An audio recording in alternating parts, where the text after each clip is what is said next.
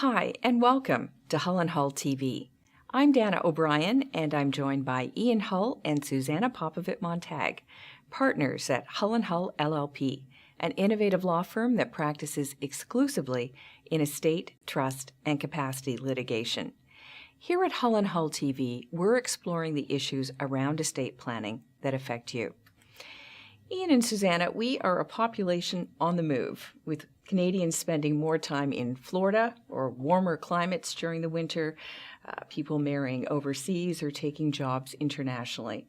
So as a result, we are seeing more estate assets in different countries. Ian, for snowbirds thinking about buying that first condo in Florida, for example, what are the considerations before they make that purchase? First of all, don't make it on the basis of your estate plan. Make it on the basis of how close you want to be to the beach and how much you could afford. And I say that jokingly, but it is true that lots of people get overwhelmed by these international asset situations. And it really has to come down to, first and foremost, what is the best for you and how you can best afford and enjoy it. But I don't want to be naive, and that is like anything in life. I don't want people to run their estate plans focused on the tax or focused on the real estate commission or focused on these intangibles, the tangibles that you can deal with. I want them to think through what is going to be the next chess move as well.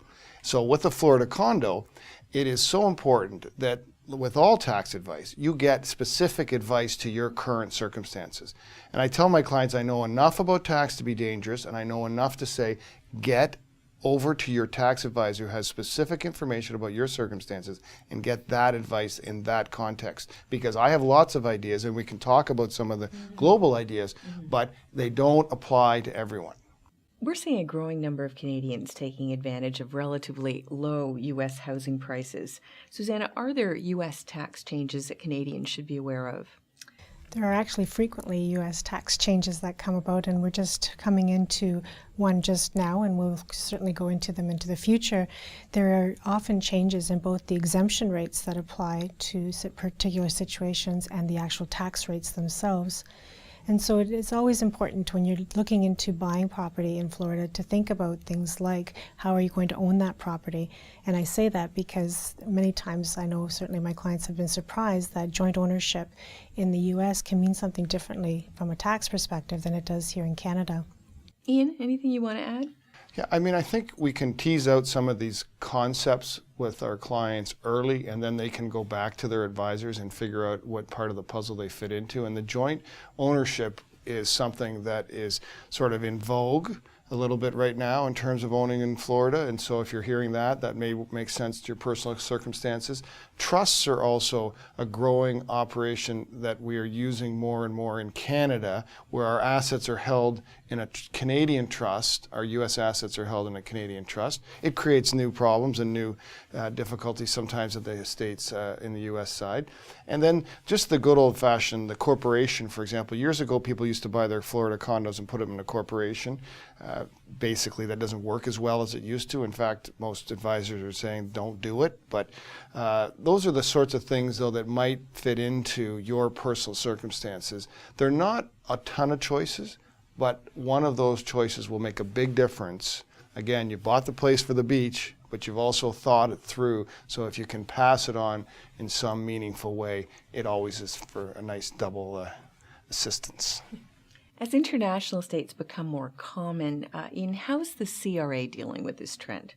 Well, I think, as Suzana mentions, I mean, the U.S. has just come through tremendous financial changes. With that, part of that is the estate tax changes, which will be constant in the U.S., but it's a telltale sign to how Canada is going to be dealing with it.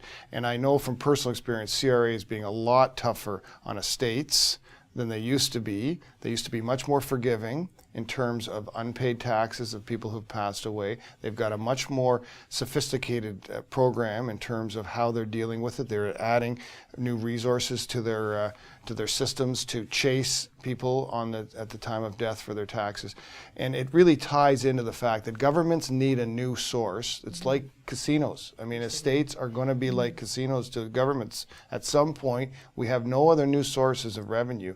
And an estate, certainly in Canada, is a low-hanging fruit for the taxes. So I don't know where Canada will go with it. We know the U.S. is getting much more aggressive on the estate side in terms of taxing their population. Canada may or may not go there too. That's to be seen. But what we do know now is CRA is in there, and quite properly are actually meaningfully chasing people's estates on their death for the taxes that they owe. So get some good advice before you buy. Absolutely. Ian and Suzana, thank you.